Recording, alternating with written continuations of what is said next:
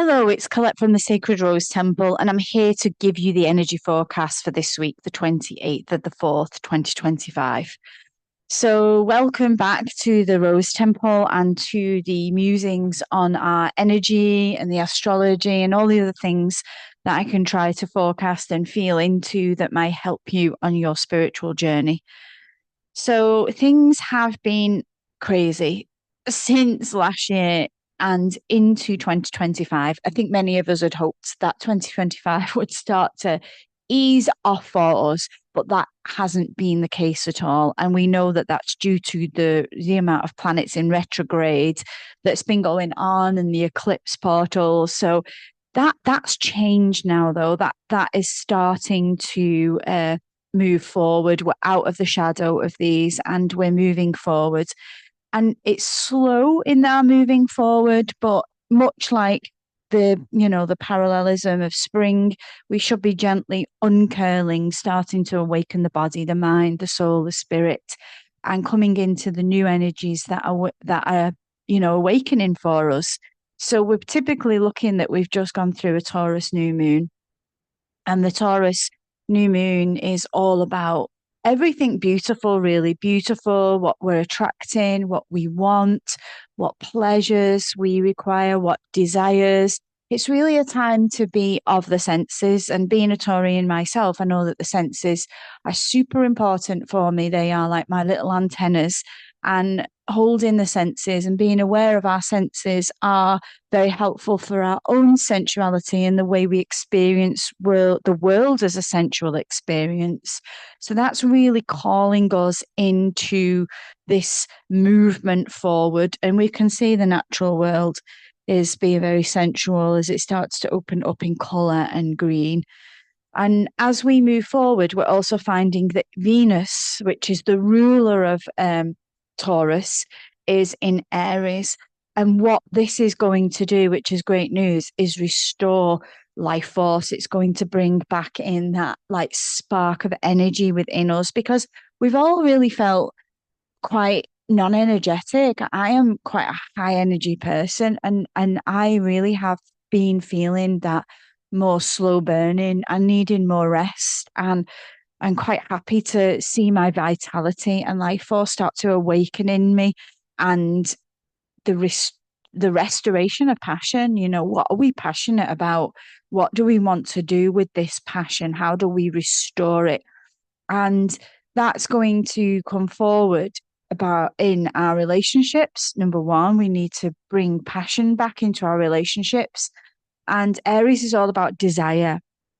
So what do we desire? What is that pull? Do we desire beautiful sunsets? Do we desire more time and peace? Do we desire, what is it your soul long for? And that's been a reoccurring theme over the last, all the energy reports really that I bring forward is about what do you really want? What is it your soul desires? And I don't think we should ever stop asking that question.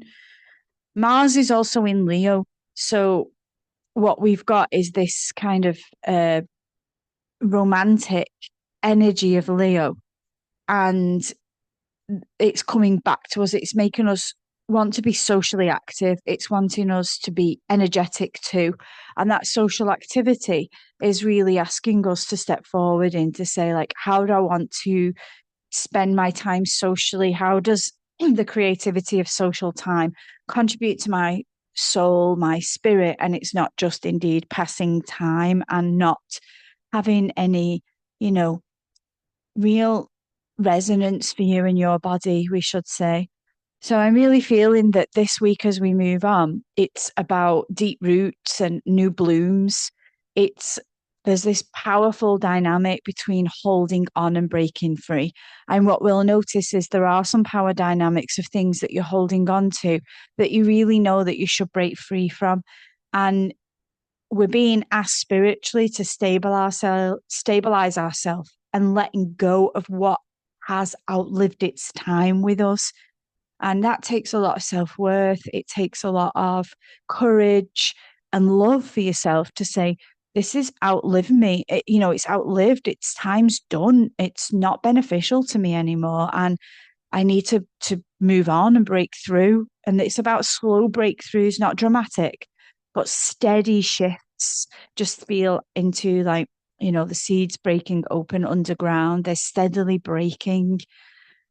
So the key events are going to be, obviously the sun is in Taurus. That's going to continue until the May the 20th. That asks us to be grounded, patient, connect with our body and what truly matters. Remember, that's essential energy.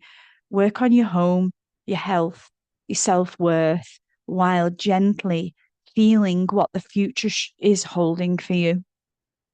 Because Mars enters Cancer on April the 30th. Mars is the planet action and drive and moves into the emotions of Cancer. It's in Aries at the moment.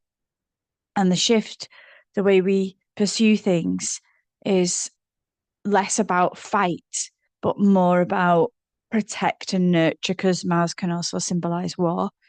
You may feel deeply protective of yourself, your dreams, the people that you love, and that would be normal because Mars in Cancer can really make your emotions run hot.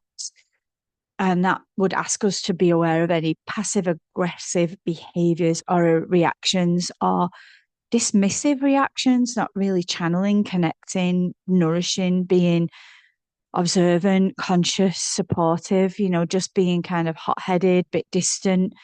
This energy really asks us to be more connected. So, Mercury's direct shadow is stationed direct on the April the 25th. That's when that happens, and it will be going slow until May the 13th.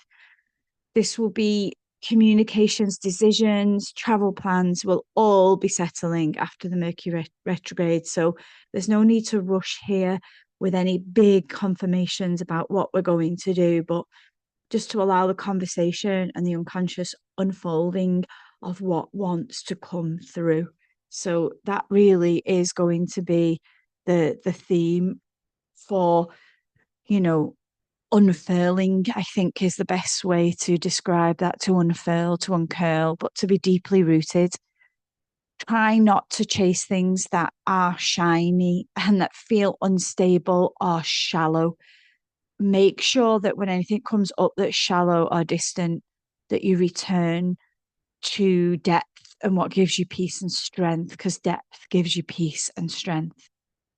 Let old emotional patterns emerge. So there may be behaviors that are coming up that are the same that you've been involved in, that you usually are triggered, dismissive, or whatever that is, disconnected, and choose differently.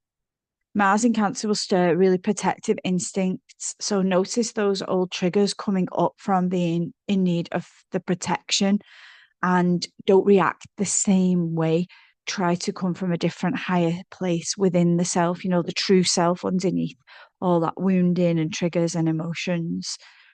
And self-care is going to be really important, being balanced, being grounded, being earthed, cooking nourishing food, tending to your home, walking barefoot, massage, slow dance, rest, yoga.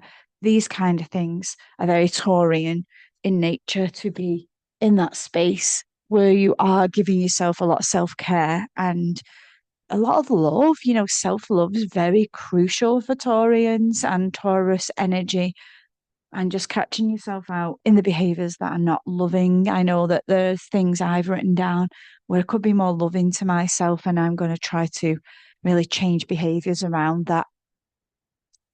The balancing work with beauty. I love this. Trying not to get stuck into working and fix it mode. Drive, go, go, go, go. We're not in that energy yet, but more about infusing your work with really small, beautiful rituals. Think about the rituals that you hold in your home, placing your roses in your vase, lighting candles, burning incense, beautiful clothes, attending to yourself, your hair, a new look maybe, and some poetry, always some poetry, and writing. Try your hand at writing, art, poetry. This is all the beauty, the sensuality of the Taurus energy that wants to come in and make us beautiful and artistic and sensual and in desire and in wrapped in velvet. It's all of that energy with Taurus. And if you know Taurians, you will probably witness that in them, that they hold this energy of making things beautiful and wishing to have that luxury depth of food, music, and poetry around them. And it's a really nice energy to be around, and it's a really nice energy to kind of anchor in yourself as well if you don't hold that. I think what I'd like to whisper in your ear this week is know that you're already becoming what you seek because you are what you seek.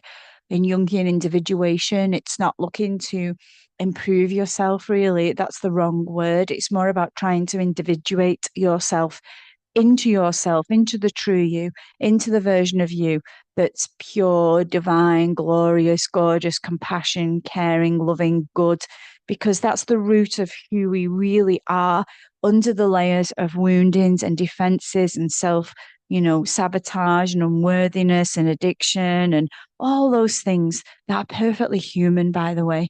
And the sacred work is truly coming back to the true you underneath all of that, digging in the unconscious, working on shadow, working in devotional practice to get underneath to the true you. Who is the true me underneath this? And how can that true me, my soul, myself, be an expression in this world? So, really express yourself, really feel that you are on a soul's path, trying to rediscover who you truly are so that you can unfold and be of service to this world. So I hope you have a glorious week.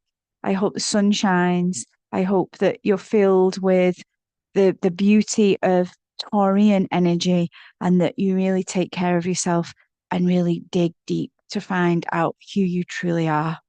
So bye for now.